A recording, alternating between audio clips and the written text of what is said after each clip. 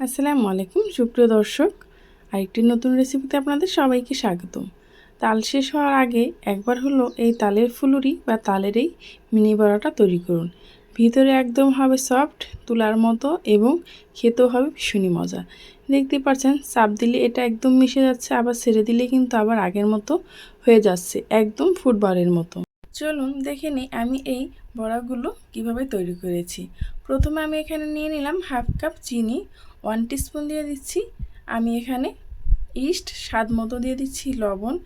এখানে আমি নিচ্ছি হাফ কাপ পরিমাণ তালের রস, দিয়ে দিচ্ছি 1 কাপ পরিমাণ ময়দা, দিয়ে দিচ্ছি হাফ কাপ পরিমাণ সুজি। এখন এই সবগুলো উপকরণ একসাথে হাতের সাহায্যে মেখে নেব। প্রথমে এখানে কিন্তু পানি ব্যবহার করা যাবে না, কারণ তালের রসটা কিন্তু অনেকটাই রসালো থাকে। প্রথমে এভাবে মেখে নিতে হবে, যদি প্রয়োজন হয় তাহলে কিন্তু অল্প অল্প করে পানি দেবেন। আমার তালের রসটা যেহেতু একটু ঘন করেই তৈরি করেছিলাম, সেই জন্য কিন্তু আমি এখানে একটু পানি ব্যবহার করছি। আপনাদের যদি তালের রসটা পাতলা থাকে তাহলে কিন্তু পানি ব্যবহার করার কোনো প্রয়োজন নেই। এখন আমি অল্প অল্প পানি দিয়ে এটাকে আস্তে আস্তে একটা ডো তৈরি করে নেব। দেখতে পাচ্ছেন ডোটা কীরকম হয়েছে, একদম ঘনও না আবার একদম কিন্তু পাতলাও না, হাতে বিটে নিলে এরকম আমি এভাবে করে দেব, সেজন্য দেখিয়ে দিচ্ছি।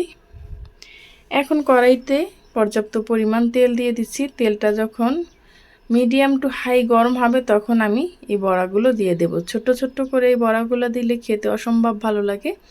আপনি একটা খেলে শুধু খেতেই থাকবেন, এই বড়াগুলো এতটা মজা হয়। আর তালের বড়া যারা পছন্দ করেন তারা তো জানেনই এই বড়াটা কতটা মজা। যারা এখনও খাননি তারা অবশ্যই বাসায় একবার ট্রাই করবেন, আশা করি আপনাদের কাছেও ভালো লাগবে। দেখতে পাচ্ছেন তেলে দেওয়ার সাথে সাথেই কিভাবে ফুলে ডাবল হয়ে যাচ্ছে এবং একা একাই কিন্তু কড়াই থেকে ছেড়ে আসছে। তেলটা যদি পারফেক্ট গরম হয় তাহলে কিন্তু আপনাদের এই তালের বড়া কিংবা ফুলুরিগুলো অনেকটা সুন্দর হবে।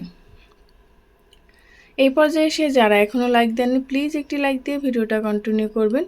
আমার এই ভিডিওর কোনো অংশ যদি আপনাদের কাছে ভালো লাগে যায় তাহলে প্লিজ চ্যানেলটি সাবস্ক্রাইব করে পাশে থাকা বেল আইকনটা ক্লিক করে রাখবেন, যাতে করে যে কোনো রেসিপি আপলোড করা মাত্রই আপনার কাছে নোটিফিকেশন পৌঁছে যায়, আপনি দেখে নিতে পারেন।